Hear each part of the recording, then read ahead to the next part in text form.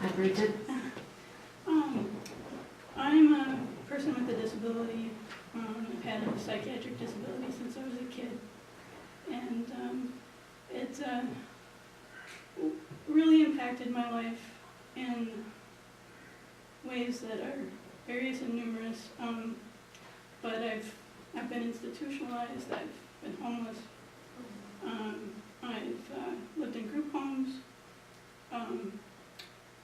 and I've suffered bullying and discrimination, and it's all been good because it's made me into an advocate. And so that's what I've done as a volunteer for over a decade, and I'm just over a year working for ARC Northland as a professional advocate and advisor for the People First group, and which I'm very proud of that position. And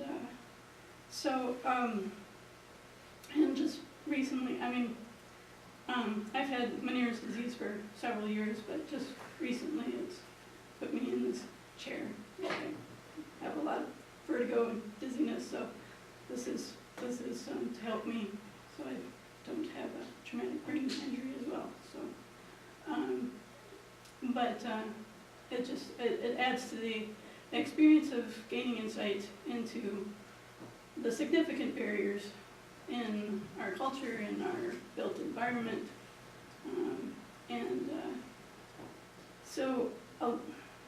everyone who's spoken before me has been really eloquent in describing, what they've had to deal with, and advocating for the 5% campaign, and also to change the spend down for MA. I'm on MAEPD, so I have a little bit different asset limits and things like that, but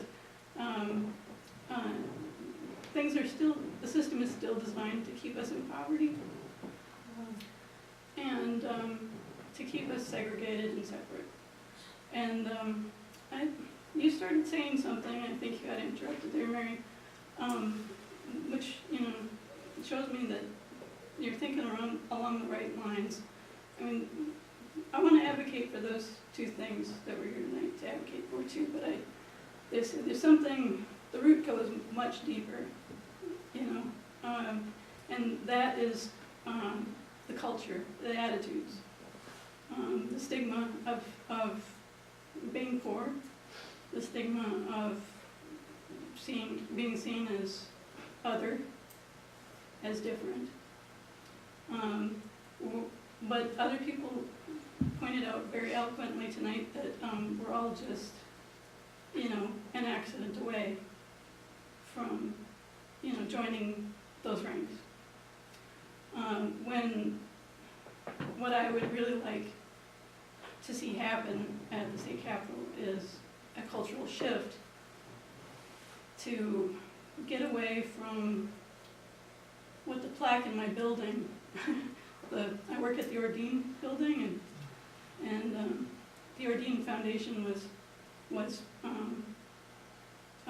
founded to, there's the card, to serve the worthy poor. And I read that every time I go into the building, and I'm disgusted by it. I think we're all worthy, and there's no such thing as the worthy poor. If you're poor, you're worthy. If you're human, you're worthy. Inherent human dignity is where the culture needs to be. That's the foundation for the culture of our communities, of our legislature, and that's where we need to start. So I hope that you'll go and work on these two things that we've asked you to work on. But I think you should be prepared for some resistance from others at the legislature, and who may still be seeing things from this perspective of the worthy poor, and do not understand that poverty is a disability.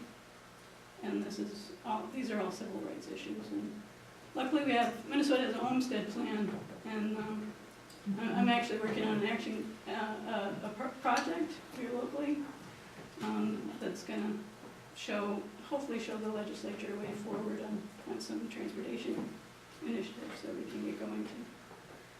So I'm focused on solutions. I'll talk to you more about that in a letter or a visit. So thank you for your time, I appreciate it. Good for you, Bridgit.